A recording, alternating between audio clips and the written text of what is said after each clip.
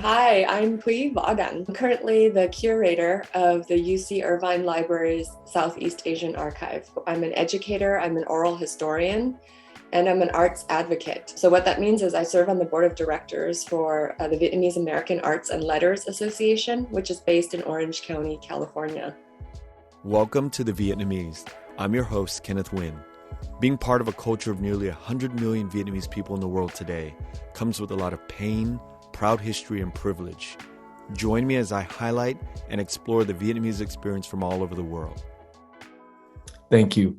So how does being Vietnamese, what is the meaning of being Vietnamese for you today? For me, being Vietnamese, and Vietnamese American in particular, is really about trying to bridge the history and our culture and thinking about what kind of inclusive community we want to build for the next generation. So I have 3 children who range in ages from 5 to 15, and they're just now exploring their Vietnamese American roots. And so I'd like to model for them like this sense of being proud of who you are, being proud in your own skin, and then also hearing your language and not shying away from trying to speak it in public, which I had a lot of experiences in my childhood where I was ashamed to be Vietnamese or to speak Vietnamese. So I'm trying to foster a society where my children won't feel that kind of shame. Your work is a lot of preserving and archiving these ideas and these concepts of our identity in the Vietnamese space. Where do you think you developed this sort of passion for it? I think it developed, it was very early. I didn't have the language or the vocabulary to explain it when I was a child, but I think being that I'm, a refugee, I came to the United States when I was really young with my very large Vietnamese refugee family. And in the 80s, here in Orange County, California, a lot of us experienced racism and bullying based on being different, right? So I think I developed that kind of consciousness about being different and wanting to address that. I always had to be a navigator in my family, translating for my parents. I know a lot of people in my generation, the 1.5ers, can identify with this.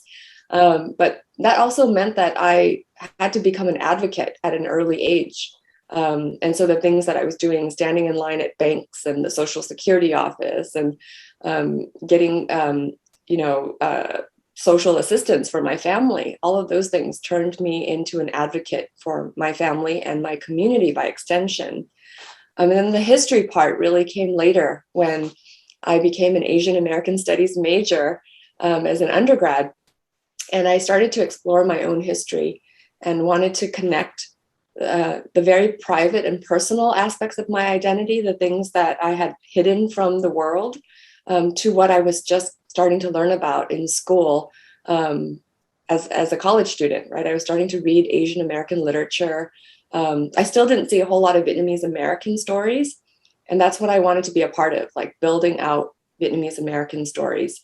And then I ended up going to UC San Diego for my doctorate in ethnic studies. And that's when I really launched into doing oral history work and learning about the first generation Vietnamese American refugees who were like my parents, right, who had lost everything and had to rebuild their lives here. I wanted to come to a deeper understanding of their experiences. And doing that work really informed my respect and my appreciation for that generation, but also made me aware that we need to challenge the stories that have been fed to us. We have to develop new narratives that make it possible for the most diverse kinds of voices to exist together in our community. I love that. I love the idea of defining these new directions for narrative for ourselves.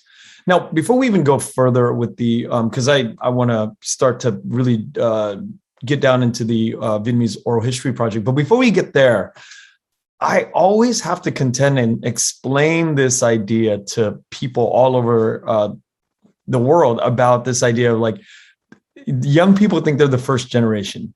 Can you really break down? Because every time I'm like having to break down first, second generation, I'm always like, well, there's a 1.5er. So can you break this down as a professor to everybody listening? Because this idea, I find myself having to explain this over and over again, but for the record, can we set it straight? Like, what does this whole breakdown look like? Okay, first 1.5 and second generation, right? So, there is the sociological literature that will very clearly state that the first generation, they're the adults who came, whether as immigrants or as refugees, right? And their identity is often very firmly rooted in their homeland. So for us, Vietnamese, right? The 1.5ers are technically, if you're defining it by the academic literature, it's those who came as teenagers. So sort of had their early upbringing in the home country, and then maybe partial schooling in the US or wherever they resettled. And then the second generation are born and raised in the US or wherever folks resettled. I came here when I was 4, so I think some folks will kind of roll their eyes and say, you're technically not 1.5, you probably are closer to the second generation aligned here, because most of my schooling happened here in the United States. But I retained my Vietnamese language. That was the language that was spoken in my home. I also pursued it in school. I put myself in various language programs and tried to maintain it for my research. So that's why I identify so much with being a 1.5er.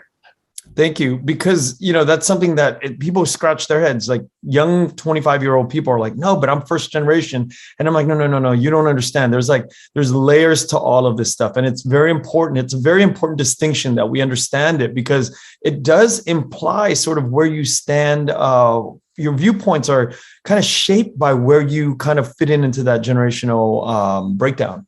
Absolutely. And I think the, first generation American born is, I think, how people position themselves, like these young folks who are like, well, I was the first to be born in this country, and can claim being American perhaps more fully. But I think we are always straddling, right? We're always straddling these multiple identities, and not all of it is birthright. Some of it is just by virtue of where you were raised and how much community representation you have around you. So I was very lucky to have grown up in Southern California, even though in the 80s and 90s it was tough for many of us. But I still saw people who looked like me. I still could have access to Vietnamese food, and have that constant loop of Paris by Night playing, in the background of my life. So the Vietnamese Oral History Project, I want to let you know that is has always been something that inspired me. The act of recording is the precursor of everything that I do. It inspires what we'll take one. I think it was Stefan Gauger, was he in one of the episodes, and when he passed away, it's a film director that's very close to our group. When he passed away, one of the directors in the group said, oh, let's all take a minute. And we were up on a hilltop in overlooking LA. Let's take a minute to play back that episode with Stefan Gauger. And we all teared up and we listened to it shortly after he passed. And I wanted to recount that story today, that how important was that chapter for us, and I don't know how many people tune into it. I don't know but for us, the act of being able to even do that was so special. And I can imagine other people throughout the history of the Vietnamese in America, or for many future generations to come, it can affect whether it's just 10 people or 7 people on a hilltop overlooking LA, because Stefan spent a lot of time in LA with our group, or it's 10,000 people being affected by the death of somebody who was on the project. Who knows what that kind of reach comes with? But for us, I just wanted to let you know, on this micro level, it affected us so greatly. So I want to get into, how did you get inspired to do the work, and where did it all come from? Yeah. And where's it going? Yeah, thank you for that question. And thank you for sharing that experience with Stefan's oral history, we've lost people. I think that's been the story for many of us in our community, right? Whether it's the first generation, our parents and grandparents, or someone who passed much too young, like Stefan. And, he, around the same time that Stefan passed away, the VALA, Vietnamese American Arts and Letters community, also lost another one of its beloved volunteers, Huy, Trinh Huy. He and I often emceed our Vit Film Fest together. And we also have his oral history in the collection. Wow. One of my students interviewed Huy, and I've referenced that resource often. I've gone back to it. I've looked at the photographs that Huy had contributed, a photograph of a boat that he and his father were on when they escaped Vietnam. You have that in the book, right? In the because I saw that Yes, we have it in this book, the Vietnamese and Orange County book. But it was first initially collected through the Oral History Project. And so it's stories like that, right? It's not just like the big and the great politicians and leaders of our community who get memorialized in various ways, but it's the everyday people that you and I are connected to, that so many people remember and love privately. We want to make sure that their stories become part of public history, become not only part of Vietnamese American history, but of American history. So to say that, so my story, my journey with Viet Stories, or the Vietnamese American Oral History Project, it officially started in 2011.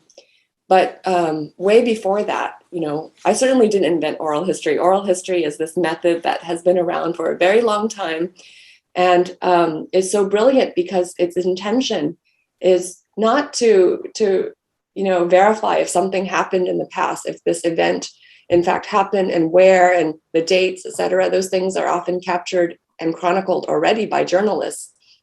But oral history is actually to get at how people felt, right? How they made meaning out of something that had happened in their lives, whether it's something so large like war and the displacement from their homeland, or something so small and intimate like the connections that they had with people in their families. So that's what oral history has the power to do. It's to really capture the felt and lived experiences, and make that a part of history too. And so I started doing oral history when I was a grad student in San Diego, wanting to understand my community better because I had witnessed things like the 1999 high-tech protest happen in Little Saigon. And I didn't understand it quite yet as a young person. And I wanted to know, why is my community so complex? Why are there so many people who are anti-communist, like my own parents? Why is the distance between our generations, it's felt so hard to bridge, right?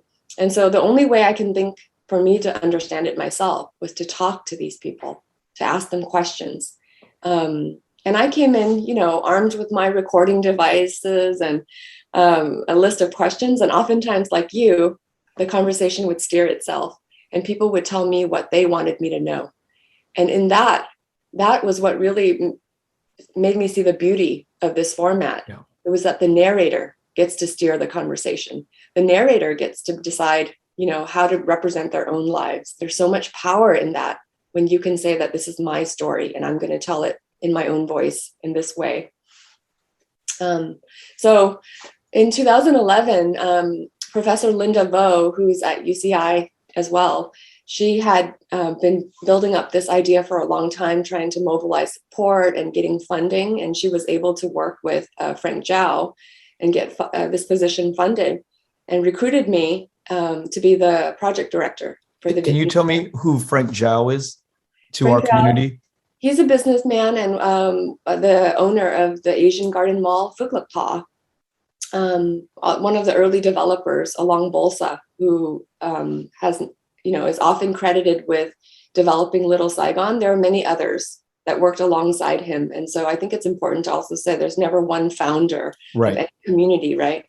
But Frank Zhao really did care about making sure that our histories had a platform, and working in concert with a university that could have the infrastructure to preserve it for hundreds of years after you and I are gone. Right. I think that was important. And so I came in with oral history expertise as well as Vietnamese language. That was really important because, I would have to go out and interview people like my parents, and you have to talk to them in Vietnamese.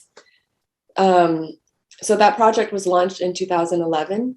And since then, we've collected about 450 oral histories of Vietnamese Americans throughout Southern California. So it's not just based in Orange County. Santa Barbara down to San Diego, we have voices from across these different cities. And the idea was really, we wanted to have a pretty broad picture of who is Vietnamese American. They did have to be 30 years or older at the time when we wrote the criteria, because a lot of our students would also be going out to interview. And we wanted to make sure that they were interviewing elders, right? Whether it's from the first 1.5 or second generation. And they were trained in oral history method, and they were given some context for understanding the Vietnam War and the migration of our Vietnamese American community. And then, given resources, questionnaires and so on, and recorders, and they went out and gathered these stories. I interviewed 50 people during my time overseeing the project for 2 years. And then after those 2 years, I found myself in the position of becoming the steward of the Southeast Asian Archive, which is the repository for where these oral histories would be safeguarded. And I'm not trained in that way. I wasn't setting out to be a librarian or archivist when I started my training. I wanted to be a professor. So it took me by surprise, actually, this pivot in my career. Can I ask you something about that word trained? Because the difference between somebody who's not trained in it and the difference between somebody who is trained in it, there's a lot of implications there. Because I view myself as somebody who's not trained in it, even though I did study quite a bit of ethnographic methods through my anthropology major, but I don't remember anything. That's like over 20 years ago. But I do understand the gravity of the word trained. So can you kind of break that down? Like what goes into that, and why is it important to be trained in this way? Yeah, thank you for that. With my ethnic studies degree, I practiced ethnography, community-based interviewing, oral history. So it was really training by doing. Like, you read all the theory and then you try to apply it. And it wasn't until you sit in your first interview that you realize, I am wholly unprepared for this, So when you talk about the complexity of training, I felt that in my soul. And your method of training is just as good as mine. Like, you have been getting behind the camera, you're doing all of the work too, editing. So I don't want to privilege kind of university-based training over the kinds of training that you can get by doing. But I will say that for doing archival work, which it was very new to me a decade ago, the things that I had to learn were really about the mechanisms of preservation, and then the descriptive work that you have to put in order to make these things findable. Like, what use is an oral history collection if people are not using it, if our community doesn't know about it, if filmmakers can't use these things to turn into documentary projects or other projects that can reach an even broader audience than who we can reach in academia. So when you talk about the group that honored Stefan, the group of filmmakers that honored Stefan, like, you're a small group, but your reach, right, is even broader. So if you were able to use our oral history and tell these stories through film, I would say that that's like the curatorial work that we need. So we're building this broad and very research-based collection. It's got like hours of recording, transcripts, other documents associated with it. But it's the work that you do and that our students do, and researchers from all over the world who come and use it, that I think it will take it on to the next level. So in terms of my training in archival work, it really is about understanding the connection that you need to make between preservation and access.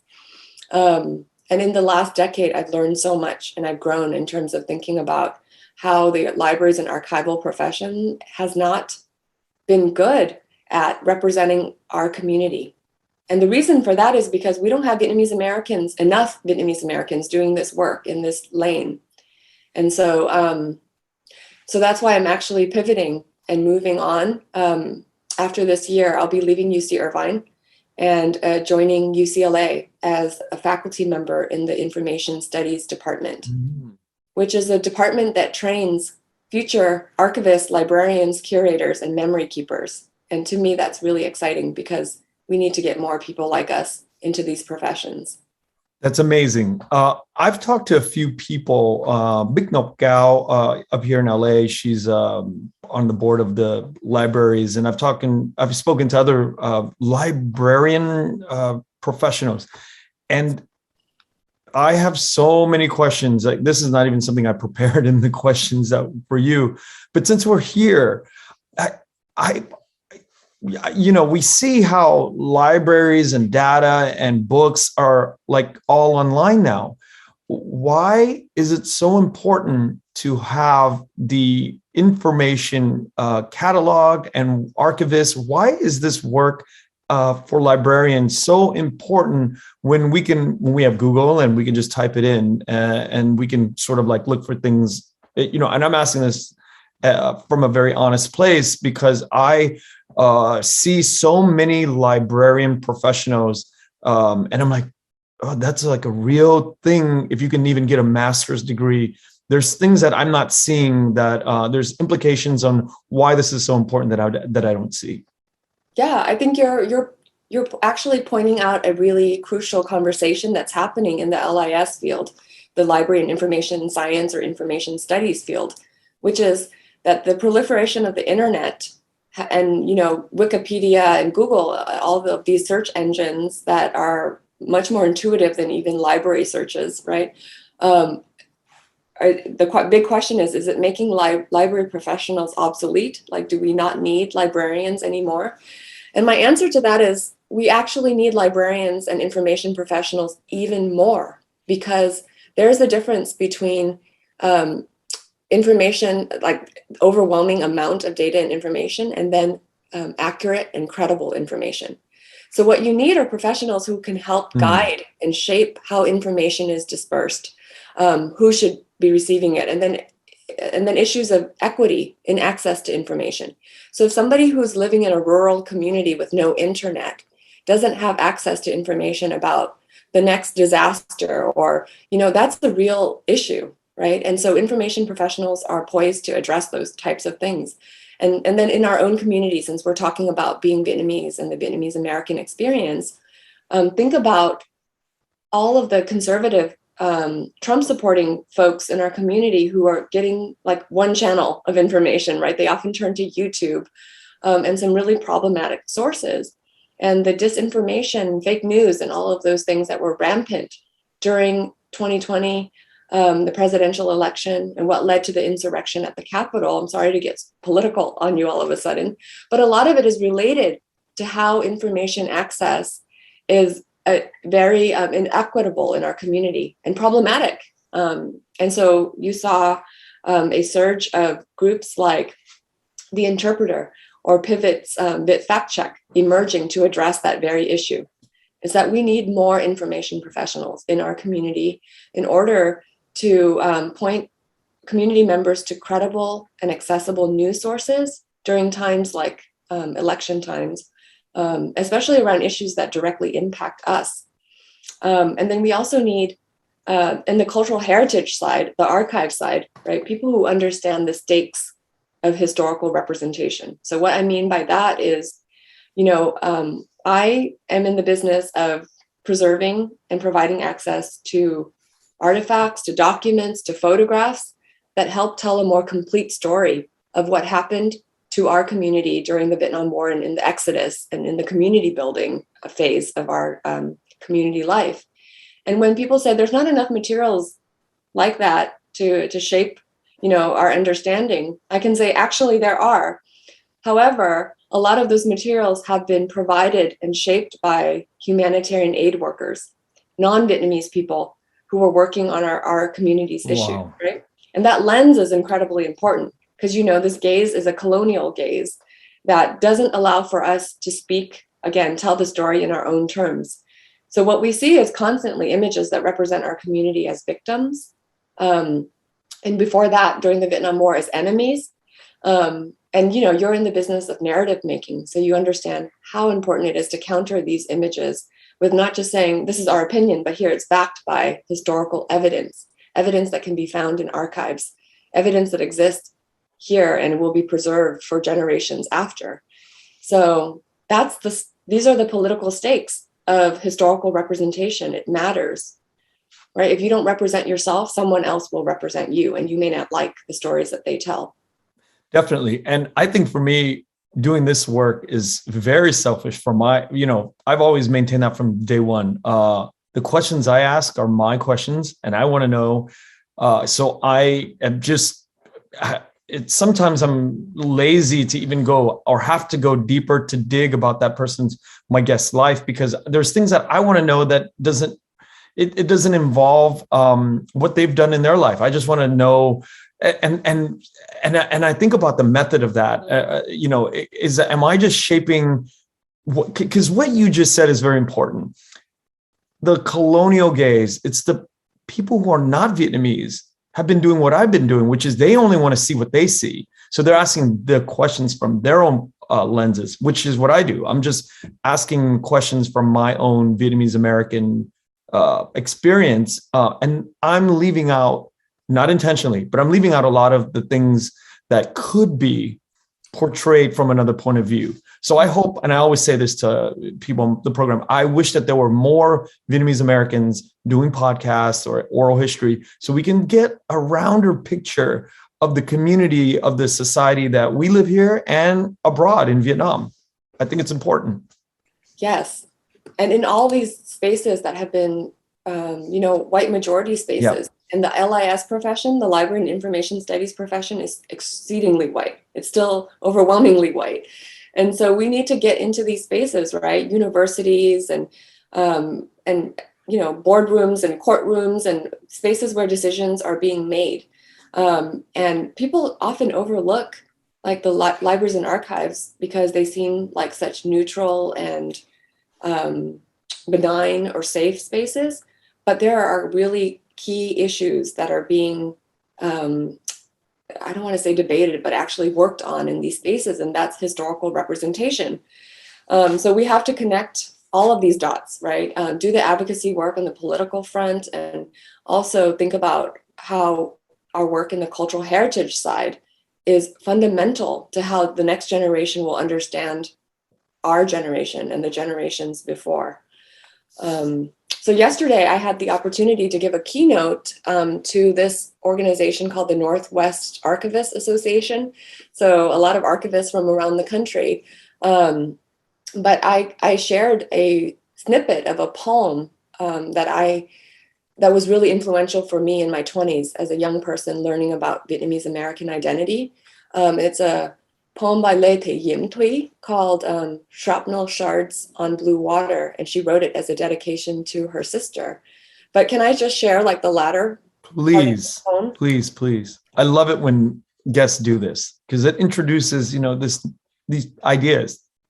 So this part for me, it still rings true. And this poem is old. It's like probably 20 years old. Towards the end of the poem, Shrapnel Shards on Blue Water by Thuy. Our lives have been marked by the tide. Every day it surges forward, hits the rocks, strokes the sand, turns back into itself again, a fisted hand. Know this about us. We have lived our lives on the edge of oceans, in anticipation of sailing into the sunrise. I tell you all this to tear apart the silence of our days and nights here. I tell you all this to fill a void of absence in our history here. We are fragmented shards, blown here by a war no one wants to remember, in a foreign land with an achingly familiar wound. Our survival is dependent upon never forgetting that Vietnam is not a word, a world, a love, a family, a fear to bury. Let people know Vietnam is not a war. Let people know Vietnam is not a war. Let people know Vietnam is not a war, but a piece of us, sister, and we are so much more. It's beautiful. And, you know, this month is AAPI Heritage Month. So I've been thinking a lot about how to really amplify and make these stories about our community resonate. So something that scholars were pushing in the 90s to get people to understand that Vietnam is not a war is still something I think we struggle with today, and something that our archives are constantly struggling with capturing, like the experience beyond war, and the experience of Vietnamese in their own words, from their own perspectives. That's what I'd like to see more of. More cultural heritage workers, more people getting into this lane, working on memory keeping, making sure that our stories are represented in our own words. You know, I have two questions. God, I'm going to forget them. And I have to just, let me put it out there so that I don't forget them. The first is it appropriate to ask you how you feel about the Vietnam War documentary by Ken Burns? That's my first question. The second question that I have is when you know that there is a viewpoint here in Vietnamese American society, and with the proliferation of oral history coming out from a lot of different places now, particularly in Vietnam and perhaps from the northern perspective, not necessarily from the northern government perspective, but just like Chị Nguyễn Phan Quế Mai's book, The Mountains Sing, there's other perspectives that are growing, and eventually we'll have a more rounded. How do you calibrate the experiences coming? How do we support it? How do we combine this information when it starts to get a little bit more racier, I guess, when it's talking about the other side, quote unquote? So there's two questions, and I don't want to forget either one of them. It's a big one. Those are big questions too. I think, you're asking me about Ken Burns. So when his film came out, we hosted him at UC Irvine. He was really trying to bring it to the Orange County Vietnamese American community. With the influence and the size of our community, it made a lot of sense. He's a very masterful filmmaker. He's built his whole career on telling stories that perhaps, quote unquote, like the broader general American public might want to see. And in that way, I think that platform that he has does raise awareness among, perhaps like a white kid living in Kansas who has never met a Vietnamese person, might then become interested in learning more about that history. I think of it as a first step. But I think, and this is to borrow from a phrase that Viet Thanh Nguyen often uses when he speaks, it's this idea of narrative plenitude, right? That we need to have a multiplicity of narratives coming from all directions. And so the thing that you're gesturing at, which is that we have narratives coming from North Vietnam, perhaps not official narratives from the government perspective. We have narratives coming from South Vietnam, from the people who have remained, right, who didn't leave the country after 1975. And those perspectives also deserve a platform.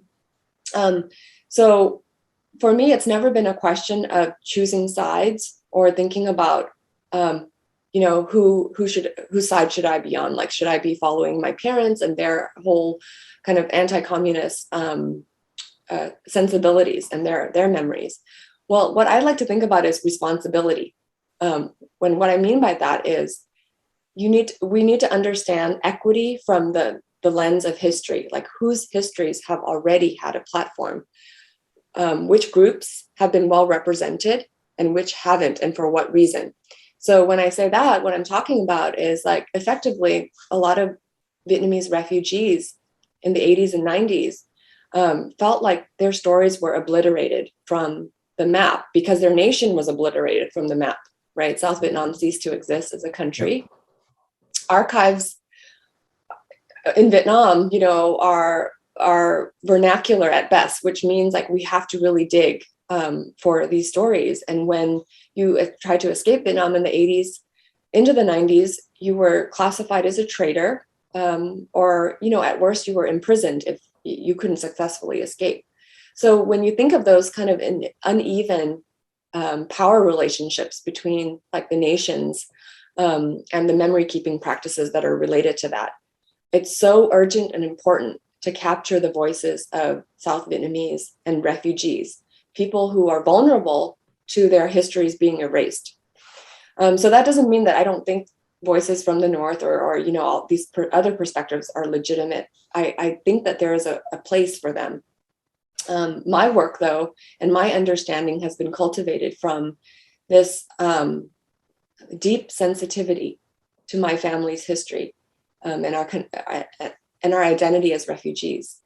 So, and I think right now, what we're seeing with the refugee crisis from Ukraine, there is so much that our stories can teach the rest of the world. It's not just this kind of particular and siloed narrative that only matters to us, right? Because we're having this conversation. It matters because so much of the world, like the rest of the world, can learn so much from how Southeast Asians experienced war and exodus after war. We have a lot to teach. We have a lot to share as a collective. And so these archives need to be preserved. And there's not enough spaces that can support this. What a wonderful and warm answer to the two questions. I mean, you've basically, what a master answer you put together, because those two questions that I asked, I didn't realize it, but they're very intertwined. And the answer that you gave is awesome. This year I went to, for the first time in my life, I went to 2 Passover dinners. And what I learned with the sort of the ritualized experience is the storytelling. And it seems to have its own framework, and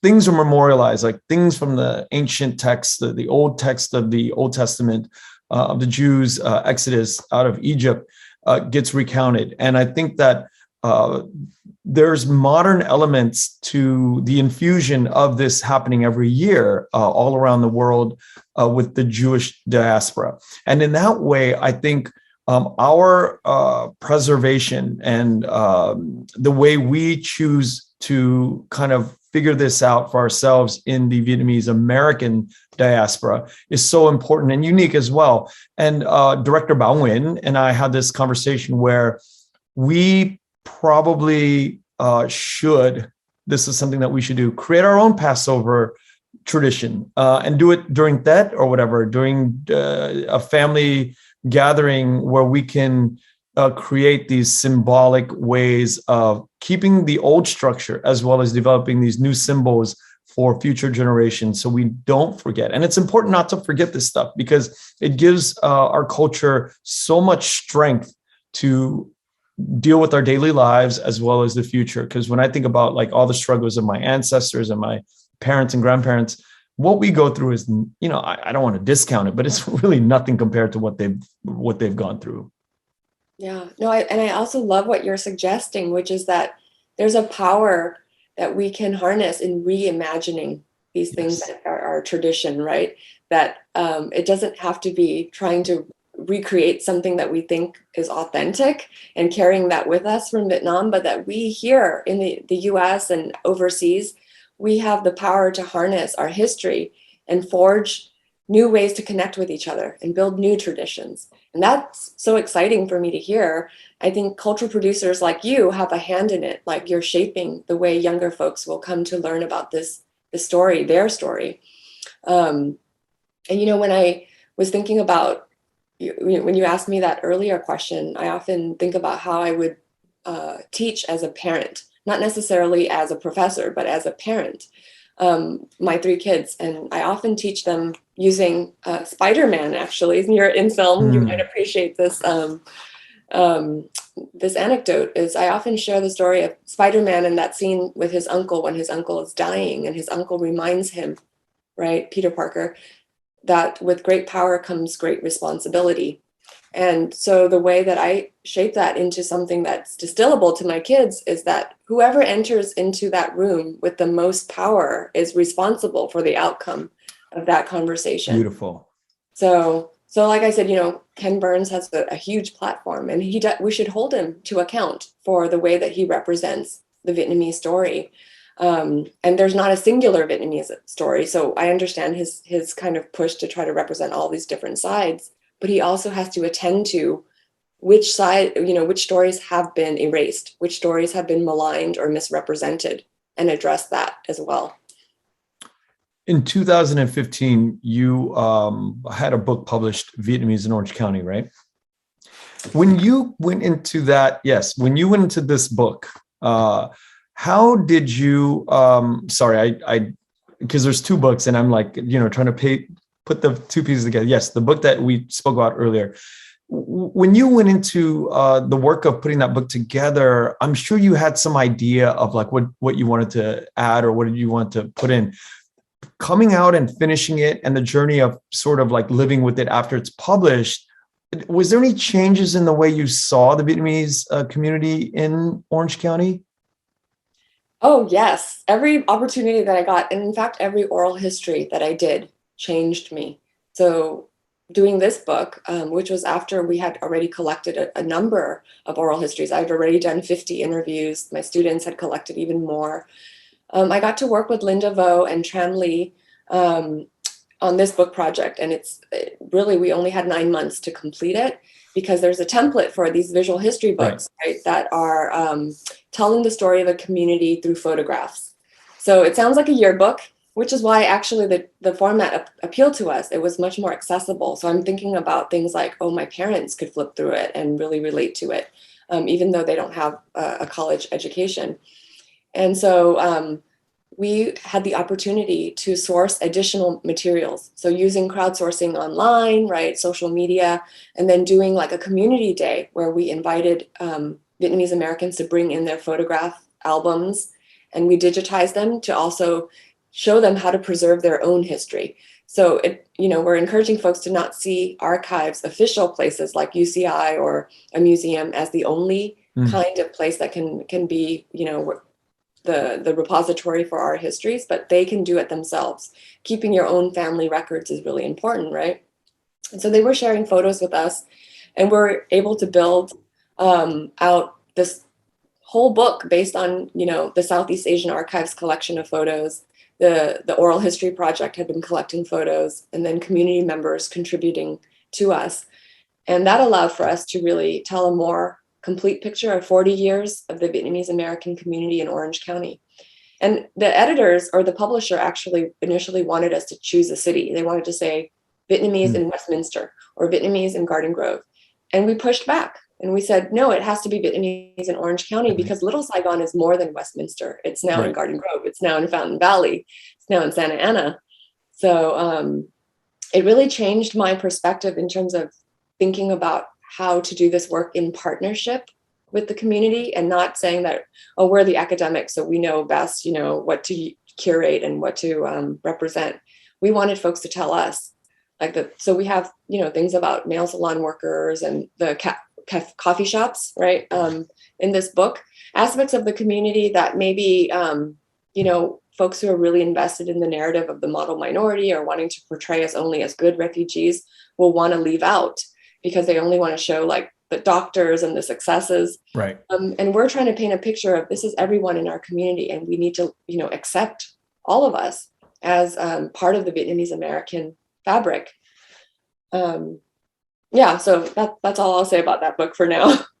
This idea of Orange County, I have wanted to ask an academic person, an academic professional for a while.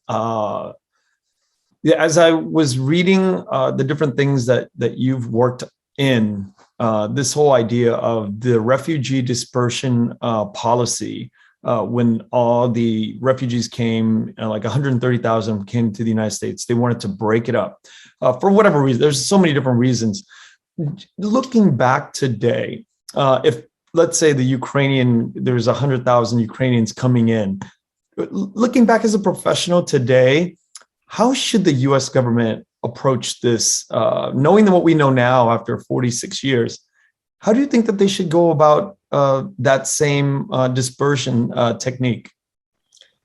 So I'll also say my background is not in public policy, but what I've learned from stewarding these histories is that we're going to gravitate it's a human kind of trait to gravitate towards where you have others who are like you, where you feel a sense of belonging. So if governments actually treated people and not like an economic problem to solve, right? Then they would actually look for areas where there are networks and supportive infrastructure. So let's talk about the Ukrainian case, for example.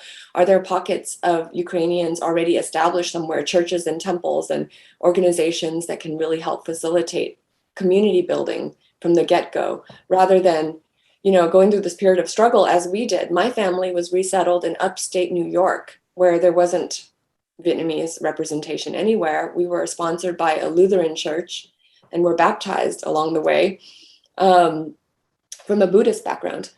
And so when we got there, my dad, who, though he didn't have much of an education, is a very smart man. He recognized right away that we're not going to live very well here. And he boarded us on a Greyhound bus to go cross country to California so we could be in Orange County.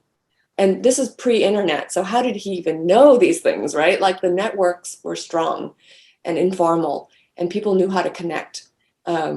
What I think this is a universal trait. I think human beings just want to feel a sense of belonging, and they'll build community where they go. And so let's not disperse refugees based on any perceived threat or impact to a region economically. That's like the biggest advice I can give in terms of refugee resettlement. But what we've seen from the pattern of Vietnamese entering Orange County, right? Camp Pendleton was the first US military base set up to receive that first cohort, that first wave. And it was the largest. It processed over 50,000 Vietnamese and Cambodian refugees. And a lot of those folks resettled here in Orange County, in San Diego, in Loma Linda because of the church. And a lot of that sponsorship was facilitated by religious organizations. So even though there was kind of pushback from the American public, people didn't want to welcome refugees even here in the progressive state of California, the churches helped to resettle the refugees. Yep. It was a humanitarian argument. It was one of like moral obligation. If you had all the time and money and resources at your fingertips today, where would you direct your energy to preserve or to archive? I've been having these really fun conversations with some folks that I've met recently who want to start a museum in Little Saigon for our community, one that's separate from an archive like ours at UC Irvine. That, when you're at a university campus, the biggest barrier is parking. And then after that, it's just like finding the place, right? So it's not the most accessible in that way as a physical place to visit. And one of my lifelong goals has really been to have a space where you feel represented and you feel seen. And I can share with you that, in having hosted a lot of groups of young people, we've had like classes coming on field trips and their teachers spending like 6 months arranging it. One of the most rewarding moments in my career was actually witnessing a 16-year-old seeing her grandmother's book in Vietnamese on our shelves in the library, and then seeing her grandmother's handwritten manuscript preserved in the archive, and being overwhelmed with this sense like, yes, our community feels seen, they feel represented. But how can we foster that feeling even more in a space that's welcoming to someone like my parents? I always go back to that. Like, why do I do this work? Why do I, care so much? It's for people like my parents, and then for people like my children. I want them all to feel this sense of pride and belonging, that being Vietnamese isn't something that they have to be in private, that they can be seen and recognized in public, and that this is an identity that's celebrated. And I think one way to do that is actually to have museums, libraries, archives, like all over, having these materials and sharing it. Yeah, like the Museum of Tolerance we have here in LA.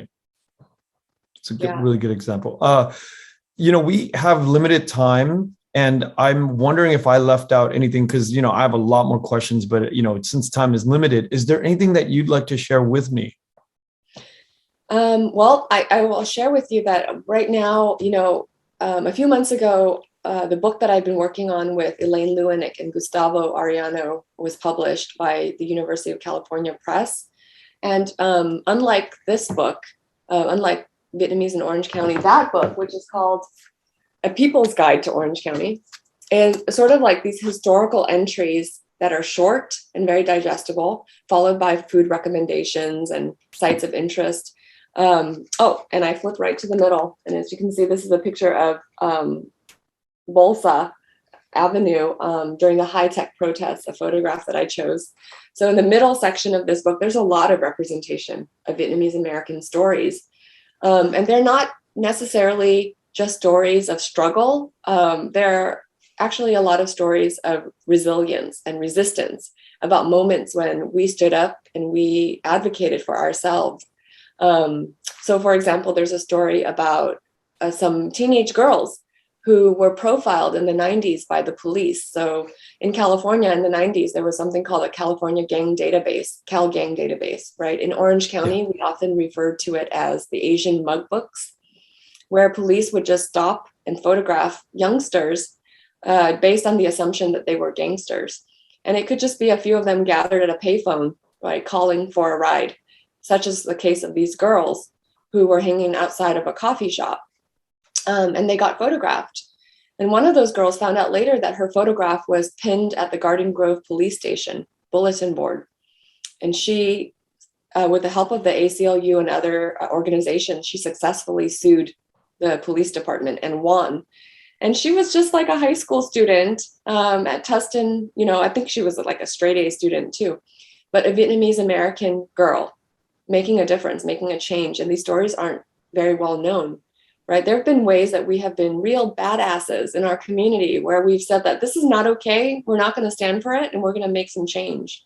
And so I've really been trying to focus my energies and doing that kind of research to find these stories of when we have persisted despite the odds, where we've, you know, and outside of that kind of war and refugee story, where we've also done some on the ground work of building our community up and making sure that the most vulnerable members of our community are supported. So thank you so much for inviting me and, allowing me to share some of the things that I care about and dropping that news about me leaving UC Irvine. I'm really excited to start the next chapter and encourage people to come work with me, to come find out more about this archives and libraries and information studies field, what that's all about, because we need you. We need people that look like us. We need people that care about our community doing this work. Thank you so much. My time with you today was very surprising because we went into things that I did not prepare for. And those oftentimes for me are the best times that I have with guests is when, you prepare a certain amount of questions based on what you can find, but you discover things that are things that, I couldn't find on things that were written about you. And so, it's always don't believe everything. Don't believe everything that's written about me. Thank you so much. And then, in the future, this is the first of hopefully many episodes that we can get back together, and then I would love to do this for the next 2 decades. I always put that out there to do this because it's a lot of fun and I've learned so much. And I feel like I'm, a % smarter than I was last year. So this is a good thing.